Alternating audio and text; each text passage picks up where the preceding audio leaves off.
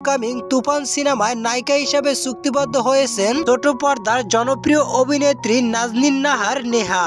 সম্প্রতি তুফান সিনেমার নায়িকা নিয়ে এমনই গুঞ্জন চলছে সামাজিক যোগাযোগ মাধ্যমগুলোতে। পরিচালক রায়হান রাফির কথা অনুযায়ী শাকিব খানের আপকামিং তুফান সিনেমায় দুইজন নায়িকা থাকবে। একজন নেওয়া হবে বাংলাদেশ থেকে, অপর একজন নেওয়া হবে ইন্ডিয়া থেকে। এবং এই সিনেমাটা হতে যাচ্ছে সুপারস্টার শাকিব খানের ক্যারিয়ারের সবচেয়ে বিগ বাজেটের সিনেমা। জওয়ান এবং কেজিএফ এর মতো একটি অ্যাকশন ধার্মিক সিনেমা হবে। এই সিনেমাতে সুপারস্টার শাকিব খানকে 100 বছর আগের সিনারিতে অভিনয় করতে হবে।